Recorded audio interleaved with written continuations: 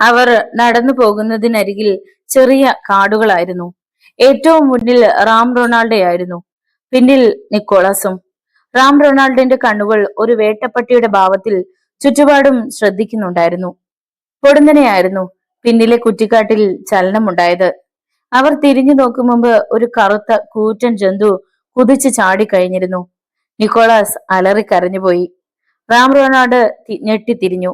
അപ്പോഴേക്കും ആ ജന്തുവിന്റെ അടിയേറ്റ് നിക്കോളാസ് മഞ്ഞിൽ കമിഴ്ന്നു വീണു. റാം റൊണാൾഡിന് നിറയൊഴിക്കാൻ കഴിഞ്ഞില്ല. കാരണം ആ കൂറ്റൻ ഹിമക്കരടി നിക്കോളാസിന്റെ മുകളിലായിരുന്നു. അലക്സാണ്ടറും മൈമൂണും മാർട്ടിൻ പെരേരയും ഭീതിയോടെ പിന്നോട്ട് ചാടി മാറി. ഹിമക്കരടി വായ് തുറന്ന് മുന്നോട്ടാഞ്ഞപ്പോൾ നിക്കോളാസ് കണ്ണുകൾ ഇറുക്കിയടച്ചു. കരടിയെ കണ്ടപ്പോൾ തന്നെ നിക്കോളാസിന്റെ കയ്യിൽ നിന്നും തോക്ക് താഴെ വീണിരുന്നു.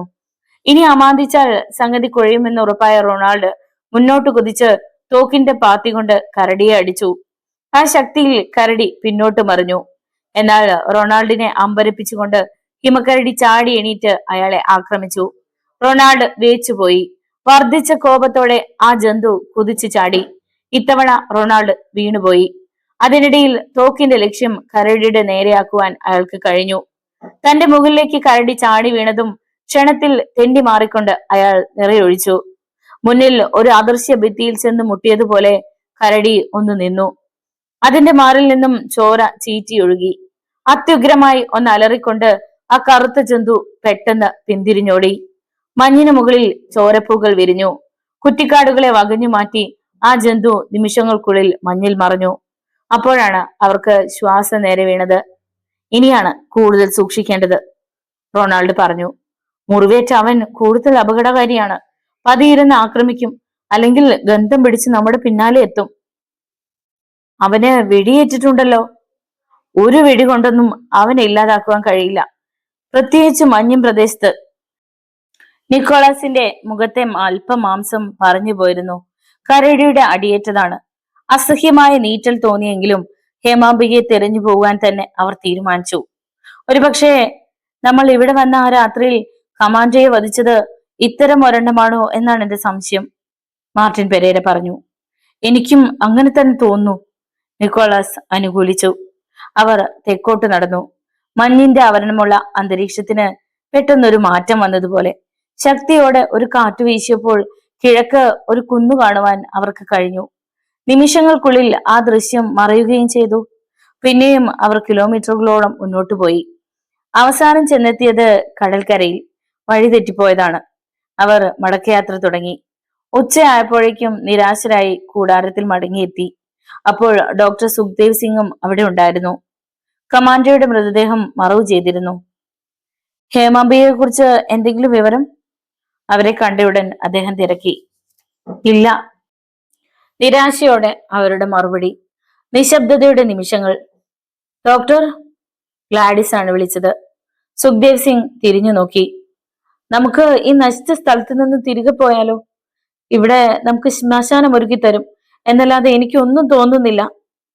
സുഖ്ദേവ് സിംഗിന്റെ മുഖത്ത് അമ്പരപ്പ് പടർന്നു.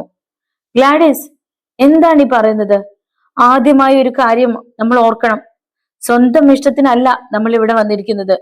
ഭാരതത്തിന് വേണ്ടിയാണ്, നമ്മുടെ മാതൃഭൂമിക്ക് വേണ്ടിയാണ്. അണുവായുധം കുറയ്ക്കുന്നു എന്ന് ഓരോ രാജ്യക്കാരും ഉച്ചത്തിൽ വിളിച്ചു പറയുന്നുണ്ടെങ്കിലും പുതുതായി ഓരോന്ന് കണ്ടുപിടിച്ച് കാത്തിരിക്കുകയാണ് ഓരോരുത്തരും. ഒരു ലോകമഹായുദ്ധം ഉണ്ടായാൽ അറിയാം ഓരോരുത്തരുടെയും കയ്യിലുള്ള ആയുധങ്ങളെ പറ്റി. ചീറി വരുന്ന മിസൈലുകളോട് അഹിംസ എന്ന് പറഞ്ഞിട്ട് കാര്യമില്ല. അതിനെ മിസൈലുകൾ കൊണ്ട് തന്നെ തടയണം. അപ്രതീക്ഷിതമായ ഒരിടത്തു നിന്നും നമ്മൾ ആക്രമിച്ചാൽ മറ്റുള്ളവർ അടിയറവ് പറയും. അതിനാണ് നമ്മൾ ഈ ക്രൂസോ ദ്വീപ് ഉപയോഗിക്കുന്നത്. ഇവിടെ നിന്നും ഉയരുന്ന മിസൈലുകൾ ലോകത്ത് ആരും ചിന്തിക്കുക പോലും ചെയ്യാത്തതാണ്. പക്ഷേ അതെന്താണെന്ന് മാത്രം സുഖ്ദേവ് സിംഗ് പറഞ്ഞില്ല. തൽക്കാലം അതിന്റെ പ്രവർത്തനം മറ്റാരും അറിയരുതെന്നും അദ്ദേഹത്തിന് നിർബന്ധമുണ്ടായിരുന്നു. അത്തരമൊരു മിസൈൽ ലക്ഷ്യത്തിന് കിലോമീറ്ററുകൾ അകലെ വെച്ച് അതിന് രൂപാന്തരം സംഭവിക്കും. അതായത് അതിനെ തകർക്കുവാൻ ഒരു ശത്രുരാജ്യത്തിന്റെ മിസൈൽ പാഞ്ഞു വന്നിരിക്കട്ടെ. പക്ഷേ അതുകൊണ്ട് അവർക്കുണ്ടാകുന്ന പ്രയോജനത്തിന്റെ 10 ഇരട്ടിയായിരിക്കും നാശം. കാരണം അന്തരീക്ഷത്തിൽ വെച്ച് ആദ്യത്തെ മിസൈൽ പൊട്ടി തകരും. പകരം അതിൽ നിന്നും അമിത വേഗതയും ഇരട്ടി ശക്തിയുമുള്ള 5 മിസൈലുകൾ ജന്മം കൊള്ളുകയായി. അത് 5 ദിശയിലേക്ക് പായും.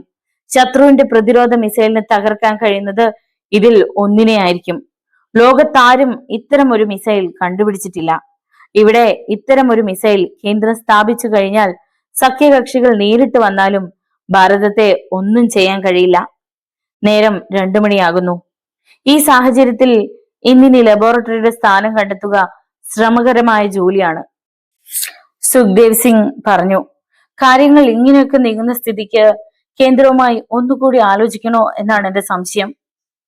ഈ സമയം അങ്ങകലെ ഭാരതത്തിന്റെ ഇന്റലിജൻസ് ഏജൻസ് ഓഫീസിൽ ചീഫ് മിനിസ്റ്റർ ബർണാഡും റായുടെ ശക്തനായ പ്രചാരക പ്രവർത്തകൻ കമാൻഡർ രഘുബീർ സിംഗും റിവോൾവിംഗ് ചെയറിൽ പിന്നോട്ട് ആഞ്ഞിരുന്ന് ബർണാഡ് ചുരുട്ടു കത്തിച്ചുകൊണ്ട് രഘുബീർ സിംഗിനെ നോക്കി.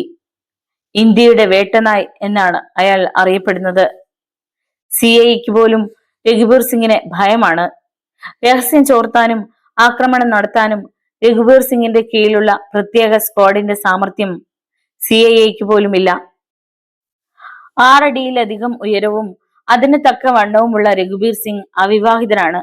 അയാളുടെ മാതാപിതാക്കൾ കാശ്മീരിൽ വെച്ച് പാക് തീവ്രവാദികളുടെ വെടിയേറ്റ് മരിക്കുകയായിരുന്നു. അതിനുശേഷമാണ് രഘുബീർ സിംഗ് റായിൽ എത്തുന്നത്. കഴിഞ്ഞ ദിവസം നേപ്പാൾ അതിർത്തിയിലൂടെ ഇന്ത്യയിലേക്ക് നുഴഞ്ഞു കയറിയ 50ഓളം തീവ്രവാദികളെ നിമിഷങ്ങൾക്കുള്ളിൽ രഘുബീർ സിംഗിന്റെ സ്ക്വാഡ് കരിച്ചു കളഞ്ഞു.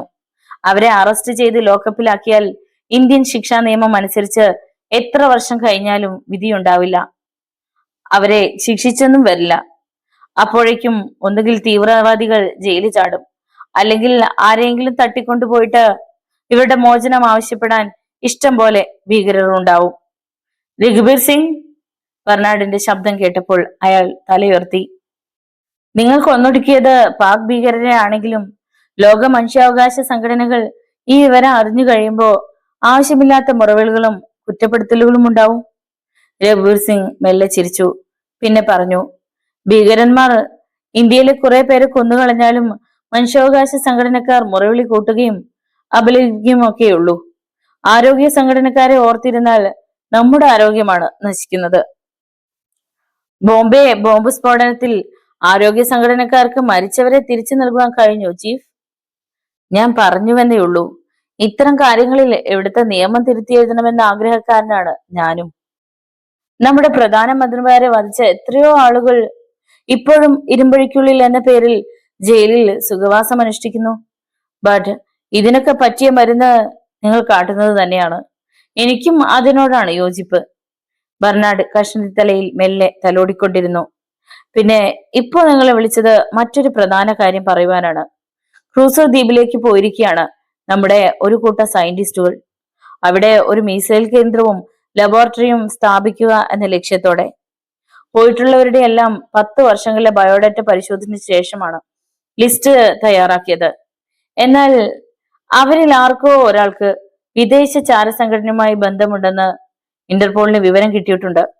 ഒരു മെസ്സേജ് ചോർത്തിയതിൽ നിന്നുമാണ്.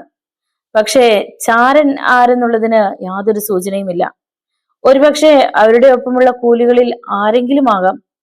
അതല്ലെങ്കിൽ ഒരു സയന്റിസ്റ്റോ കമാൻഡോയോ ആകാം. ഏതായാലും പോയവർക്കിടയിൽ അശാന്തിയുടെ നിമിഷങ്ങൾ പൊട്ടിപ്പുറപ്പെട്ടു കഴിഞ്ഞു. ചാരൻ ആരായാലും അവനെ ഉടനെ കണ്ടെത്തേണ്ടിയിരിക്കുന്നു. ചീഫ് ഒരു ഫയൽ മുന്നോട്ട് നീക്കിവെച്ചു. പോയിട്ടുള്ള എല്ലാവരെയും കുറിച്ചുള്ള വിവരങ്ങൾ ഇതിനുള്ളിലുണ്ട്. 2 ദിവസങ്ങൾക്കുള്ളിൽ രഘുബീർ അവിടേക്ക് പോകണം. ഒറ്റയ്ക്ക് മതി. അധികം ആരും അറിയാതിരിക്കുവാനാണ് ഈ പരിപാടി. അവിടെ എത്തി അവരോടൊപ്പം കൂടണം. അവരുടെ സുരക്ഷയ്ക്കായി എത്തിയ ആളാണെന്നേ അവർ കരുതൂ. അങ്ങനെയേ അവർക്ക് ഞാൻ മെസ്സേജ് നൽകുകയുള്ളൂ. പ്രത്യേകമായി ഒരു വിമാനം നിങ്ങൾക്ക് ഉപയോഗിക്കാം. Thank you sir. Raghubir Singh എണീറ്റ് സല്യൂട്ട് നൽകി. പിന്നെ ഫയൽ എടുത്തു. ഓക്കെ. അയാൾ പുറത്തേക്ക് നടന്നു. തറനിരപ്പിൽ നിന്നും ഏതാണ്ട് 200 അടി താഴെയായിരുന്നു അവർ സംസാരിച്ചു കൊണ്ടിരുന്ന രഹസ്യ റൂം. കമാൻഡർ രഘുബീർ സിംഗ് ലിഫ്റ്റിൽ കയറി മുകളിലത്തെ ഹാളിലെത്തി. അവിടെ ഉണ്ടായിരുന്ന സെക്യൂരിറ്റി ഭവ്യത ഭാവിച്ചു. മുന്നിലെ വാതിൽ തനിയെ തുറക്കപ്പെട്ടു. അയാൾ പുറത്തു കടന്നയുടനെ തനിയെ അടയുകയും ചെയ്തു. ഒരേപോലെയുള്ള 3 ജീപ്പുകൾ പാഞ്ഞു വന്നു നിന്നു. രഘുബീർ സിംഗ് അവയിൽ ഒന്നിൽ കയറി. മറ്റു 2 ജീപ്പുകളിലും അയാളെപ്പോലെ വസ്ത്രധാരണം ചെയ്ത ആൾക്കാർ ഉണ്ടായിരുന്നു. പൊടുന്നനെ അവർ പുറത്തിറങ്ങി. രഘുബീർ സിംഗും ഓരോരുത്തരും പരസ്പരം വാഹനങ്ങളിൽ മാറിക്കയറി. ഒന്നും രണ്ടും തവണ.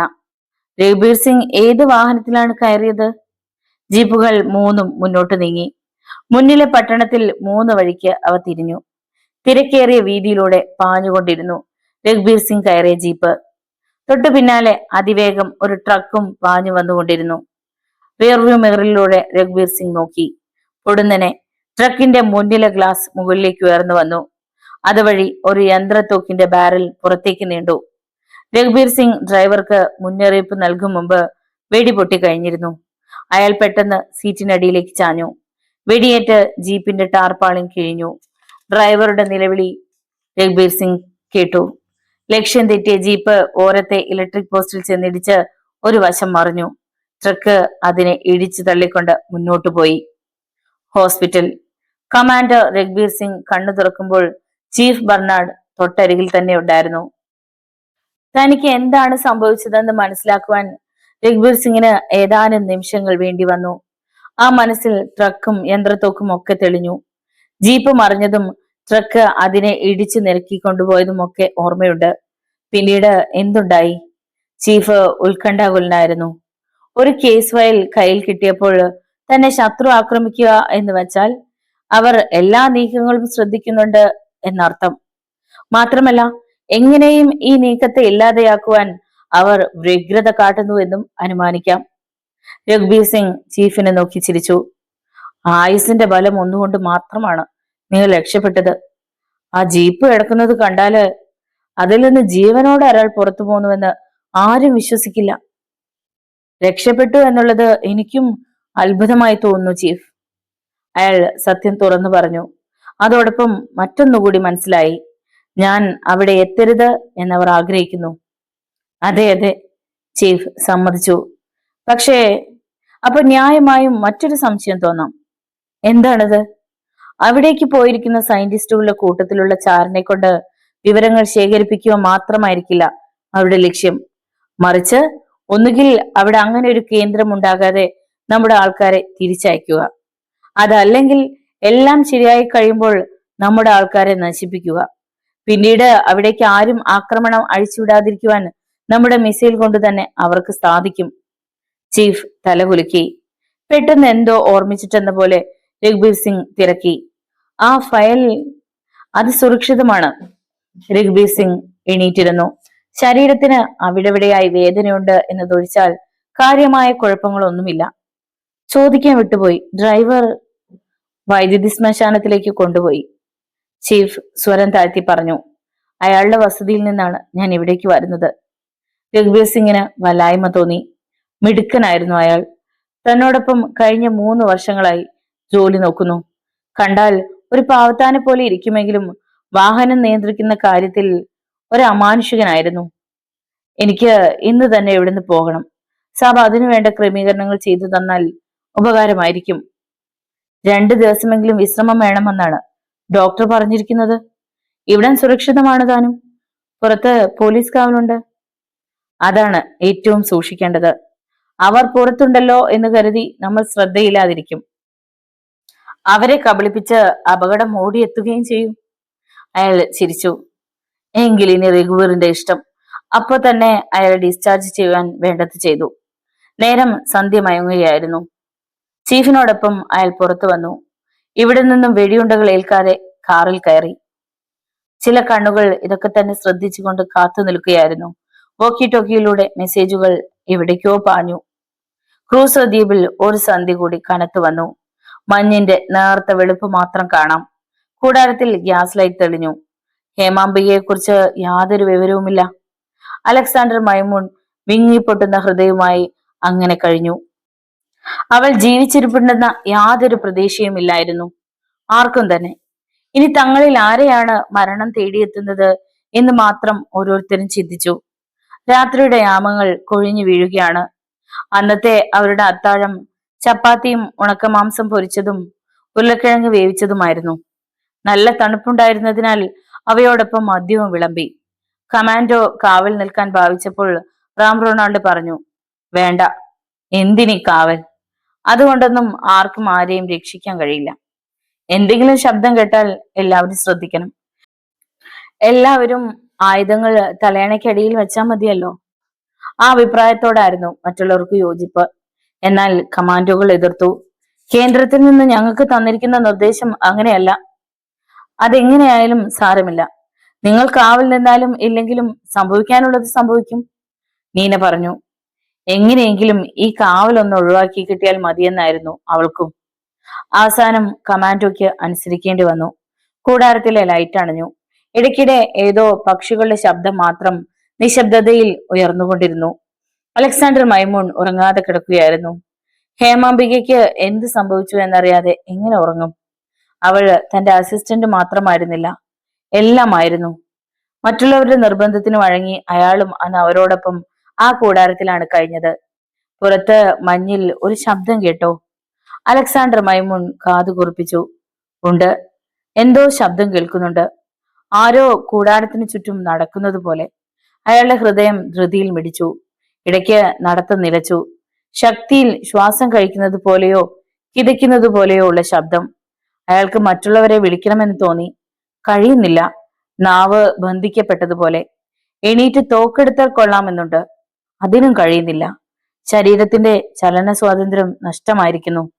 വീണ്ടും കൂടാരത്തിന് ചുറ്റും നടക്കുന്ന ശബ്ദം. കൂടാരം മാന്തി പൊളിക്കാൻ ശ്രമിക്കുന്നത് പോലെ. ടാർപ്പാളിൻ കുലുങ്ങി.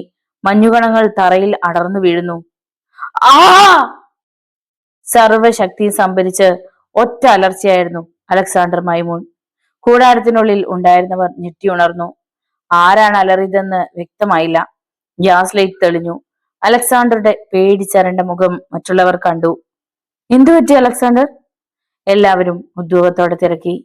മറുപടി പറയാതെ അയാൾ പുറത്തേക്ക് കൈ ചൂണ്ടി. പെട്ടെന്ന് ആരോ ഓടിപ്പോകുന്ന ശബ്ദം.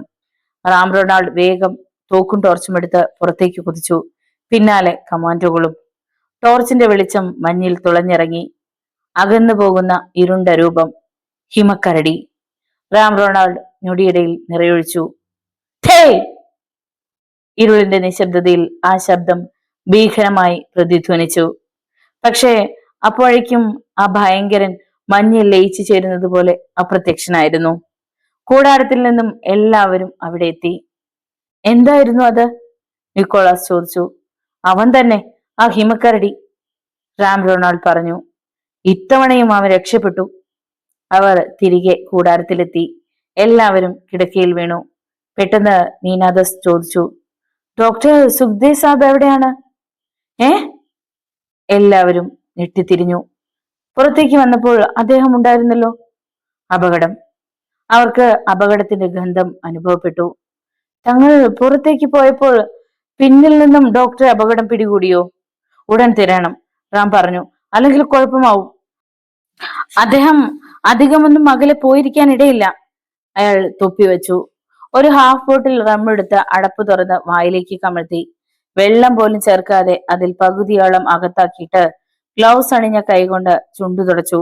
മറ്റുള്ളവർ അമ്പരപ്പോടെ അയാളെ നോക്കിയിരിക്കുകയാണ്. കാണെ കാണെ അയാളുടെ കണ്ണുകൾ ചുവന്നു വന്നു. റാം റൊണാൾഡ് റിവോൾവറിൽ ബുള്ളറ്റുകൾ നിറച്ച് രോമക്കുപ്പായത്തിനുള്ളിൽ തിരികി. ഇരട്ടക്കുഴൽ തോക്കെടുത്ത് തോളിൽ വെച്ചു. ഹെഡ്ലൈറ്റ് ഫിറ്റ് ചെയ്തു. പിന്നെ പുറത്തേക്കിറങ്ങി. അയാൾ ഇറങ്ങിക്കഴിഞ്ഞപ്പോൾ മറ്റുള്ളവർക്ക് തിരയാൻ പോകാതിരിക്കാനും കഴിയുന്നില്ല. അവരും വേഗം തയ്യാറായി. ഞാനും വരുന്നു. നീന തൊപ്പിയും കയറുകളും ഗംബൂട്ട്സും ധരിച്ച് റാം റൊണാൾഡിന്റെ പിന്നാലെ നീങ്ങി. മറ്റുള്ളവർക്ക് ഒറ്റയ്ക്ക് പോകാൻ പേടി തോന്നി. അതിനാൽ അവർ ഒന്നിച്ചാണ് യാത്രയായത്.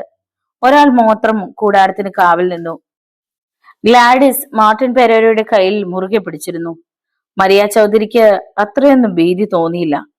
ടേബിൾ ലാമ്പിന്റെ വെളിച്ചത്തിൽ മേശയിൽ നിവർത്തി വെച്ചിരുന്ന ഫയലിലേക്ക് കണ്ണുകൾ നട്ട് ശ്രദ്ധയോടെ ഇരിക്കുകയായിരുന്നു കമാൻഡർ രഘുബീർ സിംഗ്. അയാളും പരിചാരകനും മാത്രമേ ആ ഫ്ലാറ്റിൽ താമസമുള്ളൂ.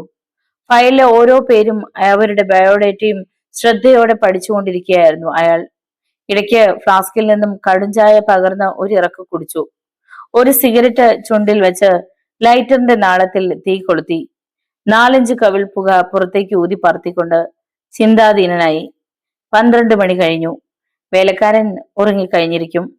ക്രൂസോ ദ്വീപിലേക്ക് പോയിട്ടുള്ള ആരെയും കുറിച്ച് സംശയമൊന്നും പ്രഥമ ദൃഷ്ട്യാ തോന്നിയില്ല. എന്നിരുന്നാലും ഒരു തവണ കൂടി വായിക്കണമെന്ന് തീരുമാനിച്ചു. ഉറക്കം കൺപോളകളെ തഴുകി. ബെഡിൽ കിടന്നിട്ട് റിമോട്ട് കൺട്രോൾ എടുത്ത് സ്വിച്ച് അമർത്തിയപ്പോൾ ടേബിൾ ലാമ്പ് അണഞ്ഞു. ഇരുനില കെട്ടിടത്തിന്റെ 2ാം നിലയിൽ തെക്കുഭാഗത്തുള്ള മുറിയായിരുന്നു അയാളുടേത്. താഴെ ഗാർഡനിലെ വെളിച്ചം ചില്ലിട്ട ജനാലയിലേക്ക് പാളി വീഴുന്നുണ്ട്. രഘുബീർ സിംഗിന്റെ കണ്ണുകൾ അടഞ്ഞു. എത്ര നേരം കഴിഞ്ഞുവെന്നറിയില്ല. പെട്ടെന്ന് കെട്ടിടത്തിലെ ലൈറ്റുകൾ അണഞ്ഞു. ആ കെട്ടിടത്തിനുള്ളിൽ നടുക്കം കൊള്ളിക്കുന്ന ഒരലർച്ച കേട്ടു. രഘുബീർ സിംഗ് ഞെട്ടി ഉണർന്നു. റിമോട്ട് കൺട്രോൾ എടുത്ത് സ്വിച്ച് അമർത്തി. ലൈറ്റ് കത്തിയില്ല. വേഗം എമർജൻസി ലാമ്പ് എടുത്ത് തെളിയിച്ചു. തന്റെ ഭൃത്യന്റെ അലർച്ചയാണോ കേട്ടതെന്ന് അയാൾക്ക് സംശയം. പെട്ടെന്ന് എന്തോ ഓർത്തിട്ടെന്ന വണ്ണം അയാൾ എമർജൻസി ലാമ്പ് ഓഫ് ചെയ്തു. അനന്തരം ടോർച്ചും റിവോൾവറും എടുത്തുകൊണ്ട് വാതിൽ കടന്നു. സ്റ്റെയർ കേസിൽ ആരുടെയോ കാൽ പെരുമാറ്റം.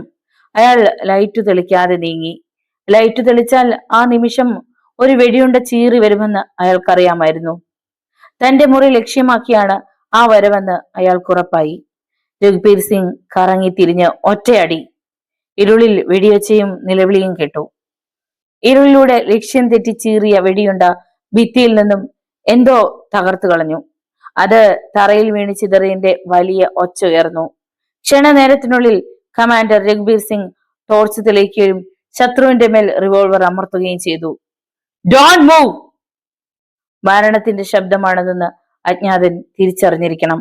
അയാൾ നിശ്ചലനായി. അയാളുടെ തോക്ക് തറയിൽ കിടപ്പുണ്ടായിരുന്നു. നടക്ക! രഘുബീർ സിംഗ് ശ്രദ്ധയോടെ അയാളെ മുന്നോട്ട് നടത്തി. പക്ഷേ ഞൊടിയിടയിൽ അയാൾ താഴേക്ക് കുനിയുകയും റിവോൾവർ തട്ടിത്തെറിപ്പിക്കുകയും ചെയ്തു. രഘുബീർ സിംഗ് അത്രയും പ്രതീക്ഷിച്ചിരുന്നില്ല. ആ ക്ഷണം മുഖമടച്ച അടിയേറ്റ് കമാൻഡർ പിന്നോട്ട് വീച്ചുപോയി. ഇരുളിലൂടെ ശത്രു ഓടിപ്പോയി. ഇനി അയാളെ പിന്തുടർന്നിട്ട് കാര്യമില്ലെന്ന് രഘുബീർ സിംഗിന് അറിയാമായിരുന്നു. പുറത്ത് ഒരു വാഹനം സ്റ്റാർട്ട് ചെയ്യുന്ന ശബ്ദം. രഘുബീർ സിംഗ് എണീറ്റു. കയ്യിൽ കിട്ടിയ ഇര നഷ്ടമായതിൽ കുറച്ചൊന്നുമല്ലായിരുന്നു അയാൾക്ക് കുണ്ഠിതം. തറയിൽ നിന്ന് ടോർച്ചും റിവോൾവറും അജ്ഞാതന്റെ തൂക്കും എടുത്തുകൊണ്ട് അയാൾ മെയിൻ സ്വിച്ചിനരികിലെത്തി. അത് ഓഫ് ചെയ്തിരിക്കുന്നത് കണ്ടു. ഓൺ ചെയ്തിട്ട് വേഗം വേലക്കാരന്റെ മുറിയിലേക്ക് പോയി. അയാൾക്ക് അകത്തേക്ക് കടക്കേണ്ടി വന്നില്ല. വാതിൽക്ക് തന്നെ ഉണ്ടായിരുന്നു. വേലക്കാരൻ തറയിൽ മലർന്നു കിടക്കുകയായിരുന്നു എന്ന് മാത്രം. കണ്ണുകൾ തുറിച്ച്, പല്ലുകൾ കോർത്ത്, നെഞ്ചിൽ പിടിയുണ്ടയേറ്റ്. അക്രമികൾ 2 പേർ ഉണ്ടായിരുന്നുവെന്ന് തോന്നി. കാരണം ഇയാളെ അവർ വെടിവെച്ച ശബ്ദം താൻ കേട്ടില്ല. സൈലൻസർ ഘടിപ്പിച്ച റിവോൾവർ ആയിരുന്നിരിക്കണം. എന്നാൽ തന്നെ ആക്രമിച്ചവന്റെ കൈവശം അത്തരം തോക്കില്ലായിരുന്നു. ക്രൂസോ ദ്വീപിൽ കൊടുങ്കാറ്റിന്റെ ആരവം. തെക്ക് പടിഞ്ഞാറ് നിന്നും ചീറി വന്ന ശക്തമായ കടൽക്കാറ്റ് ദ്വീപിലേക്കും ആഞ്ഞടിക്കുകയായിരുന്നു. വർച്ചുമരങ്ങളെ ആട്ടിയൊലച്ച് മഞ്ഞുകണങ്ങൾ കല്ലുകൾ വാരി എറിയുന്നത് പോലെ ചിതറി വീണു. ഡോക്ടർ സുഖ്ദേവ് സിംഗിനെ തേടിപ്പോയ സംഘം യാതൊന്നും കാണാനാവാതെ ദിക്കുപോലും അറിയാതെ നട്ടം തിരിയുകയായിരുന്നു. ഇപ്പോൾ തിരിച്ചു നടന്നാലും തങ്ങൾ കൂടാരത്തിൽ തിരികെ എത്തില്ലെന്ന് അവർക്ക് ഉറപ്പുണ്ട്. അതിനാൽ നേരം പുലരുന്നത് വരെ അന്വേഷണം തുടരുവാനായിരുന്നു തീരുമാനം. മാർട്ടിൻ പെരേര ഗ്ലാഡിസിന്റെ അരയിൽ കൈ ചുറ്റി. അവൾ വല്ലാതെ തണുത്തു വിറയ്ക്കുന്നുണ്ടായിരുന്നു. പറിച്ചുമരങ്ങൾ കാറ്റത്തുലഞ്ഞ് കടപുഴകി വീഴുമെന്ന് അവർക്ക് തോന്നി. അലക്സാണ്ടർ മൈമൂൺ തൊപ്പി ഒന്നുകൂടി താഴ്ത്തി വെച്ചു. ഒരിക്കൽ പോലും ഈ രാത്രിയിൽ ഇറങ്ങിത്തിരിക്കേണ്ടിയിരുന്നില്ല എന്ന് വിചാരിച്ച നിമിഷങ്ങളായിരുന്നു അതെങ്കിലും. ഈ യാത്രക്കിടയിൽ ഒരുപക്ഷെ ഹേമാംബികയെ കണ്ടെത്താൻ കഴിഞ്ഞെങ്കിലോ എന്നുള്ള പ്രത്യാശയായിരുന്നു അയാൾക്കുണ്ടായിരുന്നത്. ആ സംഘം ടോർച്ചുകളുടെയും ഹെഡ്ലൈറ്റുകളുടെയും വെളിച്ചത്തിൽ അങ്ങനെ നീങ്ങുമ്പോൾ മറ്റൊരിടത്ത് ഡോക്ടർ റാം റൊണാൾഡും നീനാദാസും കുന്നിൻ ചെരുവിലെത്തിയിരുന്നു. നീന ശക്തിയായി കിതയ്ക്കുന്നുണ്ടായിരുന്നു. എത്ര കിലോമീറ്റർ നടന്നുവെന്ന് അവൾക്ക് ഉറപ്പില്ല. എന്നിരുന്നാലും റാം റൊണാൾഡ് കൂടെ ഉള്ളത് കൊണ്ട് മാത്രമാണ് അവൾക്കൊരാശ്വാസം. അയാളുടെ ചുണ്ടിലിരുന്ന് ഒരു ചുരുട്ട് എരിയുന്നുണ്ട്. ഹെഡ്ലൈറ്റിലെ വെളിച്ചം കടുത്ത മൂടൽമഞ്ഞിൽ 50 അടി പോലും മുന്നോട്ട് പോകുന്നില്ല. റാം, അവൾ പതിയെ വിളിച്ചു. ഞാൻ നടന്ന് ക്ഷീണിച്ചു. നമുക്ക് ഇവിടെ എവിടെയെങ്കിലും ഇരിക്കാം. എവിടെ ഇരിക്കാൻ? ഇവിടെ ഇരിക്കാമെങ്കിൽ നേരം പുലരുമ്പോഴേക്കും നമ്മുടെ കഴുത്തോളം ഉയരത്തിൽ മഞ്ഞു വീണിരിക്കും. അവൾ അതൊന്ന് സങ്കല്പിച്ചു നോക്കി. ശരീരം മുഴുവൻ മഞ്ഞിനടിയിൽ, ശിരസ് മാത്രം പുറത്ത്. ഓ, ഇപ്പോഴേ അസ്ഥികൾ മരവിക്കുന്നു. അവൾ ഒന്നുകൂടി അയാളോട് ചേർന്ന് നടന്നു. ഏതാണ്ട് 100 മീറ്റർ കൂടി സഞ്ചരിച്ചു കാണും. പെട്ടെന്ന് നീനയുടെ കയ്യിലിരുന്ന ടോർച്ച് അവിടെ പതിഞ്ഞു. കുന്നിൽ ഒരു ചെറിയ ഗുഹ. അത് കണ്ടോ, നമുക്ക് കയറിയിരിക്കാം. അവൾ കൈ ചൂണ്ടി. റാം റൊണാൾഡ് അവിടേക്ക് നോക്കി. ഗുഹയ്ക്കുള്ളിൽ മഞ്ഞില്ല, പാറക്കല്ലുകളും മറ്റും നിരന്നു കിടക്കുന്നു. ഇത്തരം ഗുഹകൾ ഈ കുന്നിൻ ചെരുവിൽ ധാരാളമായി കാണാം, അയാൾ പറഞ്ഞു. നമുക്ക് കുറെ കൂടി മുന്നോട്ട് പോകാം. വേണ്ട റാം, സുഖ്ദേവ് സാബിന് തിരയണ്ട. അയാൾ അവളുടെ മുഖത്തേക്ക് നോക്കി. ഹെഡ്ലൈറ്റിന്റെ വെളിച്ചം അവളുടെ മുഖത്ത് ശക്തിയിൽ പതിഞ്ഞു. ഈ രാത്രിയിൽ എവിടെ ചെന്ന് കണ്ടുപിടിക്കാനാണ്? അദ്ദേഹം അങ്ങ് എത്തിക്കൊള്ളും. എങ്കിൽ വരൂ. ഇരുവരും ഗുഹയിൽ പ്രവേശിച്ചു. ഉദ്ദേശം 10 മീറ്ററോളം നീളമുണ്ടായിരുന്നു ഗുഹയ്ക്ക്. ഏതാണ്ട് 2 മീറ്ററോളം വീതിയും അത്രത്തോളം തന്നെ ഉയരവും. വർച്ചുമരത്തിന്റെ ഉണങ്ങിയ ശിഖരങ്ങളും കരിയിലുകളും ഒക്കെ അതിനുള്ളിൽ ധാരാളം ഉണ്ടായിരുന്നു. നീന അവ പെറുക്കി കൂട്ടുവാൻ തുടങ്ങി. കുറെയേറെ കൂട്ടിക്കഴിഞ്ഞിട്ടും പിന്നെയും ധാരാളം കമ്പുകൾ കിടപ്പുണ്ടായിരുന്നു. റാം റൊണാൾഡ് ലൈറ്റർ തെളിച്ച് കരിയിലകൾക്ക് തീ കൊളുത്താൻ ശ്രമിച്ചു.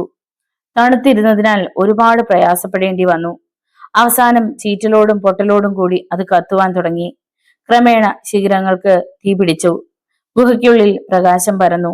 റാം റൊണാൾഡ് തന്റെ തൊപ്പിയൂരി അതിലെ മഞ്ഞു തട്ടിക്കളഞ്ഞിട്ട് തീക്കരികിൽ കുത്തിയിരുന്നു കൊണ്ട് ഗ്ലൗസും അഴിച്ചു മാറ്റി.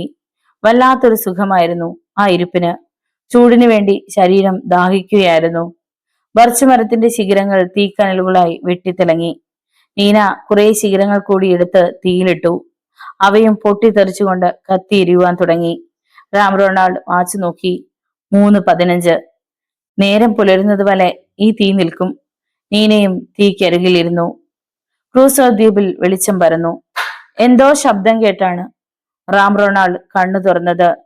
മുന്നിലെ അഗ്നികൂമ്പാരത്തിൽ ചാരത്തിന്റെ കട്ടിയുള്ള പടലം. എങ്കിലും അതിനുള്ളിൽ തീയുണ്ടെന്ന് തോന്നി. കാരണം അപ്പോഴും നല്ല ചൂട് വമിക്കുന്നുണ്ടായിരുന്നു. അയാൾ നീനയെ നോക്കി. ഒന്നും അറിയാതെ ഒരു കുട്ടിയുടെ നിഷ്കളങ്ക ഭാവത്തിൽ ഉറക്കമാണ് അവൾ. ഏയ്, അയാൾ വിളിച്ചു. അവൾ കണ്ണു തുറന്നു. റാം റൊണാൾഡിനെ തുറച്ചു നോക്കി. പിന്നെ ചുറ്റും നോക്കി. തലേന്നത്തെ കാര്യങ്ങൾ ഓർമ്മ വന്നു. റാം റൊണാൾഡ് ഗുഹയ്ക്ക് പുറത്തു വന്നു. നേരം നന്നെ പുലർന്നിരുന്നു. സമയം 8 മണി. ഡോക്ടർ സുഖ്ദേവ് സിംഗ് തിരികെ എത്തിയിട്ടുണ്ടാകുമോ ആവോ. എന്തായാലും ഇനി കൂടാരത്തിനരികിലേക്ക് പോകാം എന്ന് തീരുമാനിച്ചു. അയാൾ തിരികെ അകത്തേക്ക് ചെല്ലുമ്പോഴേക്കും നീന വസ്ത്രം ധരിച്ചിരുന്നു. നമുക്ക് പോകാം, അവൾ പറഞ്ഞു. പോകണോ? കുസൃതിയോടെ അയാൾ തിരക്കി.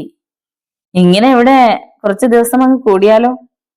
ആം റെഡി, അവൾ ചിരിച്ചു. വഴി നിശ്ചയമില്ലെങ്കിലും ഏതാണ്ട് ഒരു ഊഹം വെച്ചാണ് നടന്നത്. രാവിലെ എന്തോ മൂടൽമഞ്ഞിന് അല്പം കട്ടി കുറവുണ്ടായിരുന്നു.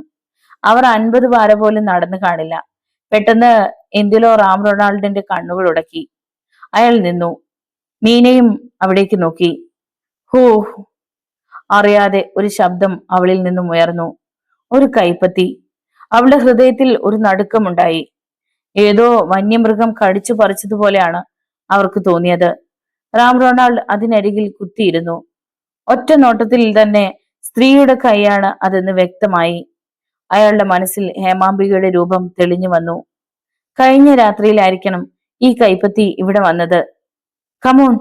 നീനാദാസിനെയും കൂട്ടി വളരെ ശ്രദ്ധയോടെ ചുറ്റുപാടും വീക്ഷിച്ച് അയാൾ നീങ്ങി. എവിടെയോ ഒരു ഇരമ്പൽ കേട്ടു.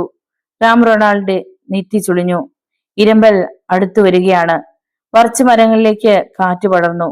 മഞ്ഞിൻ തുള്ളികൾ മഴ പോലെ പെയ്തു. മൂടൽ മഞ്ഞ് ഇരമ്പൽ കേട്ട ഭാഗത്തു നിന്നും അടിച്ചു മാറ്റപ്പെട്ടു. ആ ശബ്ദം എവിടേക്കോ തിരിഞ്ഞ് സാവധാനം നിലച്ചു. അവർ കുറെ ദൂരം കൂടി പിന്നിട്ടപ്പോൾ വീണ്ടും ആ ഇരമ്പൽ. ഇത്തവണ അത് കൂടുതൽ അടുത്തേക്ക് വരികയാണ്. വൃക്ഷങ്ങൾ ആടി ഉലഞ്ഞു. മൂടൽമഞ്ഞ് പുക പോലെ അകന്നു മാറി.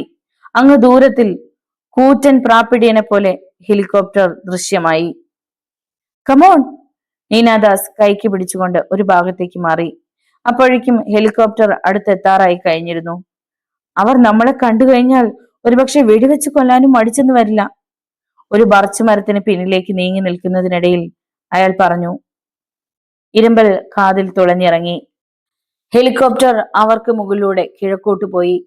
അതിനുള്ളിൽ യന്ത്രത്തോക്കിന്റെ ബാരൽ പുറത്തേക്ക് നീണ്ടിരിക്കുന്നത് അവർ കണ്ടു. റാം റൊണാൾഡ് ഒന്ന് നിശ്വസിച്ചു. ഭാഗ്യം കൊണ്ട് മാത്രമാണ് നമ്മൾ രക്ഷപ്പെട്ടത്. നീനാദാസിന് ആശ്വാസം. ഒരുപക്ഷെ അകലെ വെച്ച് അവർ നമ്മളെ കണ്ടിട്ടുണ്ടെങ്കിൽ തീർച്ചയായും തിരികെ വരും. അതിനു മുമ്പ് പോകാം. കഴിയുന്നത്ര വേഗത്തിൽ അവർ കൂടാരം ലക്ഷ്യമാക്കി നീങ്ങി. ഈ അവസരത്തിൽ കൂടാരത്തോടടുക്കുകയായിരുന്നു മറ്റുള്ളവരുടെ സംഘവും. അവർക്കും ഡോക്ടർ സുഖ്ദേവ് സിംഗിനെ കണ്ടെത്താൻ കഴിഞ്ഞിരുന്നില്ല. ഒരുപക്ഷെ അദ്ദേഹത്തിനും എന്തെങ്കിലും അപകടം സംഭവിച്ചിരിക്കുമോ എന്നതായിരുന്നു അവരുടെ സംശയം.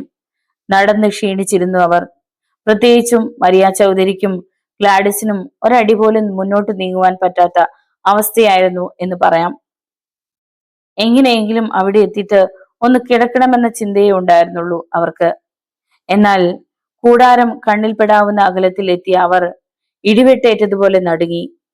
അങ്ങിങ്ങായി തകർന്നു കിടക്കുന്ന കൂടാരത്തിന്റെ അവശിഷ്ടങ്ങൾ ആന കയറിയ കരിമ്പിൻ തോട്ടം പോലെ. ഇതെന്തു പറ്റി? വിഷമവും കോപവും ഒക്കെ ഒന്നിച്ചുണ്ടായി പ്രൊഫസർ മാർട്ടിൻ പെരേരയ്ക്ക്. ജോലിക്കാരാണ് മുന്നിൽ ഓടിയത്. അടുത്തെത്തിയപ്പോൾ കണ്ട കാഴ്ച അതിലും ഭയങ്കരമായിരുന്നു. കാവൽ നിന്നിരുന്ന കമാൻഡോയുടെ ശിരസും ഉടലും വേർപെട്ടു കിടക്കുന്നു. രക്തം മഞ്ഞിൽ കയർന്ന് ഐസായിരിക്കുന്നു. ഏതോ മൂർച്ചയുള്ള ഒരു ആയുധം കൊണ്ട് മുറിച്ചു മാറ്റിയതുപോലെയാണ് തോന്നിയത്. ശ്വാസം കഴിക്കുവാൻ പോലും കഴിയാതെ അവർ മിഴിച്ചു നിന്നു. റാം റൊണാൾഡും നീനാദാസും തിരിച്ചെത്തിയപ്പോൾ അഭയം നഷ്ടപ്പെട്ട് മഞ്ഞിൽ കുത്തിയിരിക്കുന്ന സഹപ്രവർത്തകരെയാണ് കണ്ടത്. കാര്യങ്ങൾ പരസ്പരം ചോദിച്ചറിഞ്ഞു. എന്തായാലും പുതിയ ടെന്റ് ഉണ്ടാക്കിയേ മതിയാകൂ, റാം റൊണാൾഡ് പറഞ്ഞു. ആരെങ്കിലും കപ്പലിലേക്ക് പോകണം. അത് മാത്രമല്ല, നമുക്കുള്ള ഭക്ഷണം പോലും നഷ്ടമായിരിക്കുകയാണ്. അത് പറഞ്ഞപ്പോഴാണ് തങ്ങൾ ആരും ഒന്നും കഴിച്ചിട്ടില്ലെന്ന വസ്തുത അവർ ഓർത്തത് തന്നെ.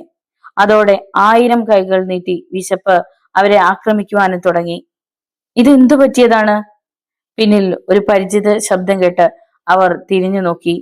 അവർക്ക് തങ്ങളുടെ കണ്ണുകളെ വിശ്വസിക്കാൻ കഴിഞ്ഞില്ല. ഡോക്ടർ സുഖ്ദേവ് സിംഗ് പുഞ്ചിരിച്ചുകൊണ്ട് നിൽക്കുന്നു അദ്ദേഹം. പക്ഷെ അദ്ദേഹത്തിന് നല്ല ക്ഷീണമുണ്ടെന്ന് അവർക്ക് മനസ്സിലായി. സുഖ്ദേവ് സിംഗ് മുന്നോട്ട് വന്നു. ഇതുവരെ ഡോക്ടർ എവിടെയായിരുന്നു? ഡോക്ടർ റാം റൊണാൾഡ് തിരക്കി. അതൊരു കഥയാണ്. അദ്ദേഹം അങ്ങനെ പറഞ്ഞുകൊണ്ട് റൊണാൾഡിന്റെ കയ്യിൽ നിന്നും ഒരു ചുരുട്ട് വാങ്ങി കത്തിച്ചു. ആർത്തിയോടെ 2-3 കവിൾ വിഴുങ്ങിയിട്ട് സംസാരിച്ചു. ഞാനൊരു അപകടത്തിൽപ്പെട്ടുവെന്ന് പറഞ്ഞാൽ മതിയല്ലോ. ഭാഗ്യം കൊണ്ട് മാത്രമാണ് രക്ഷപ്പെട്ടത്. എല്ലാ കണ്ണുകളും ആകാംക്ഷയോടെ അദ്ദേഹത്തിന്റെ മുഖത്ത് തറഞ്ഞു. അലക്സാണ്ടർ നിലവിളിച്ചപ്പോ എല്ലാവരുടെയും ഒപ്പം ഞാനും പുറത്തേക്ക് ഇറങ്ങി. റാം റൊണാൾഡ് ഹിമക്കരടിയെ വെടിവെച്ചപ്പോ ഏറ്റവും പിന്നിൽ നിന്നിരുന്ന എന്റെ മുഖത്ത് ബലിഷ്ഠമായ ഒരു കരം അമർന്നു. അടുത്ത കൈ എന്റെ ഉദരത്തിലും ചുറ്റി. എനിക്കൊന്ന് ചലിക്കാനോ നിലവിളിക്കാനോ കഴിഞ്ഞില്ല. ആ കൈകൾ എന്നെ അനായാസേന ഉയർത്തി പിന്നോട്ട് മാറ്റി. ടെന്റിന് പിന്നിൽ എത്തിയപ്പോ പെട്ടെന്ന് ഒരു റിവോൾവർ എടുത്ത് അയാൾ എന്റെ വായിൽ കുത്തിക്കയറ്റി. ചലിച്ചു പോയാൽ ആ നിമിഷം നിറയൊഴിക്കുമെന്ന് കാതിൽ ശക്തമായ താക്കീത്. എന്റെ ചോര മരവിക്കുന്നത് പോലെ തോന്നി. ഒറ്റ നോട്ടത്തിൽ തന്നെ ആ ഭയങ്കരന്റെ മുന്നിൽ ഞാൻ ഒന്നുമല്ലെന്ന് എനിക്ക് ഉറപ്പായി.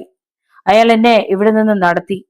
കുന്നിൻചെരിവിലെ ഒരു ഗുഹയ്ക്കുള്ളിലാണ് എന്നെ എത്തിച്ചത്. അവിടെ കത്തി നിൽക്കുന്ന പന്തങ്ങൾ ഉണ്ടായിരുന്നു. അതിനരികിൽ ഹേമാംബികയും. ഏ അലക്സാണ്ടർ മൈമൂൺ ഒന്ന് പിടഞ്ഞുണർന്നു. ഡോക്ടർ അവളെ കണ്ടോ? അവൾ എന്തു പറഞ്ഞു? ഒന്നും പറഞ്ഞില്ല. കാരണം അവൾ മരിച്ചിരുന്നു. മൃതദേഹമാണ് ഞാൻ കണ്ടത്. ജീസസ്! അലക്സാണ്ടർ നെഞ്ചിൽ കൈവച്ചു. എന്നിട്ട്? അതറിയാനായിരുന്നു മാർട്ടിൻ പെരേരയ്ക്ക് തിടുക്കം. എന്നെ അയാൾ ഒരു പാറയിൽ ചേർത്ത് കെട്ടി. എന്നിട്ട് പുറത്തേക്ക് പോയി. ഒന്നും പറഞ്ഞില്ലേ? പറഞ്ഞു, ജീവനിൽ കൊതിയുണ്ടെങ്കിൽ എത്രയും വേഗം ദ്വീപിൽ നിന്ന് പോകണമെന്ന്. അയാൾ ആരാണെന്ന് എന്തെങ്കിലും സൂചന? മുഖംമൂടി അണിഞ്ഞിരുന്നു. എന്നാലും ഒന്നുണ്ട്, അയാൾ ഇന്ത്യക്കാരനല്ലെന്ന് വ്യക്തം. പിന്നെ ഡോക്ടർ എങ്ങനെ രക്ഷപ്പെട്ടു? ഞാൻ ഒന്ന് ബലം പ്രയോഗിച്ചപ്പോ കല്ല് നേരിയ തോതിൽ ഒന്ന് ചലിച്ചു. അതോടെ കെട്ടുകൾ അയയുകയും ചെയ്തു. ഏതാണ്ട് 15 മിനിറ്റ് കൊണ്ട് എനിക്ക് ആ ഗുഹയുടെ പുറത്തെത്തുവാൻ കഴിഞ്ഞു. രാത്രി മുഴുവൻ ദിക്കറിയാതെ നടക്കുകയായിരുന്നു ഞാൻ. രാവിലെ ദ്വീപിലൊരു ഹെലികോപ്റ്റർ ചുറ്റിക്കറങ്ങി, റാം റൊണാൾഡ് പറഞ്ഞു. ഞാനും അത് കണ്ടു. നമ്മൾ എവിടേക്ക് വന്ന ദിവസം ദ്വീപിൽ വന്ന് ചെക്ക് ചെയ്ത അതേ ഹെലികോപ്റ്റർ തന്നെയായിരുന്നു അത്. അവർ അടുത്ത പരിപാടി ചർച്ച ചെയ്തു. കപ്പലിൽ നിന്നും ടെന്റിന് ആവശ്യമുള്ള സാധനങ്ങളും ഭക്ഷണവും കൊണ്ടുവരണം. അതോടൊപ്പം കേന്ദ്രത്തിൽ വിവരം അറിയിക്കണം. കമാൻഡോയുടെ പ്രേതം സംസ്കരിക്കണം. വേഗത്തിൽ ഓരോ ജോലികളും ചെയ്തു തുടങ്ങി. അപ്പോൾ പ്രഭാതമാകുവാൻ ഏതാനും മണിക്കൂറുകളെ ബാക്കിയുണ്ടായിരുന്നുള്ളൂ. ഗ്യാസ് ലൈറ്റിന്റെ വെളിച്ചത്തിൽ കമാൻഡർ രഘുബീർ സിംഗും അവരും മുഖാമുഖം നോക്കി. വരണം രഘുബീർ സിംഗ്. ഡോക്ടർ സുഖ്ദേവ് മുന്നോട്ട് വന്ന് അയാളെ സ്വീകരിച്ചു. താൽക്കാലികമായി രണ്ടാമതും ഉണ്ടാക്കിയ ടെന്റിലേക്ക് അയാൾ നടന്നു. അവിടെ വെച്ച് എല്ലാവരെയും രഘുബീർ സിംഗ് വ്യക്തമായി കണ്ടു. പിന്നെ പരിചയപ്പെടുത്തലുകൾ. ഡോക്ടർ റാം റൊണാൾഡ് മാത്രം രഘുബീർ സിംഗുമായി കാര്യമായിട്ട് സംസാരിച്ചില്ല. ആ പ്രതിചാര പ്രവർത്തകൻ അത് പ്രത്യേകം നോട്ട് ചെയ്തു. ചീഫ് ബർണാഡിന്റെ വാക്കുകൾ മനസ്സിൽ മുഴങ്ങി. അവരിൽ ഒരാൾ തന്നെയാവും ശത്രുചാരൻ. റാം റൊണാൾഡിന്റെ കണ്ണുകളിൽ അവ്യക്തമായ ഏതോ ഒരു ഭാവം നിഴലിച്ചിരുന്നു. നമ്പർ 1, രഘുബീർ സിംഗ് മനസ്സിൽ കരുതി. തനിക്ക് സംശയിക്കേണ്ട വ്യക്തികളിൽ ഒരാൾ. ഒരുപക്ഷെ സിഐയുടെ ശക്തനായ ചാരനായിരിക്കാം ഇയാൾ. ആ കണ്ണുകളിൽ ഒരുപാട് രഹസ്യങ്ങൾ അടങ്ങിയിരിപ്പുണ്ട്. നോവലിന്റെ തുടർന്നുള്ള ഭാഗങ്ങൾ കേൾക്കുവാൻ വേണ്ടി ചാനൽ സബ്സ്ക്രൈബ് ചെയ്യുക. നിങ്ങളുടെ വിലയേറിയ അഭിപ്രായങ്ങളും നിർദ്ദേശങ്ങളും വിമർശനങ്ങളും കമന്റ് ബോക്സിൽ അറിയിക്കുക. വീഡിയോ ഇഷ്ടമായാൽ ഒന്ന് ലൈക്ക് ചെയ്ത് മറ്റു സുഹൃത്തുക്കൾക്ക് കൂടി ഷെയർ ചെയ്ത് നൽകുക. നാളെ കാണാം. നന്ദി.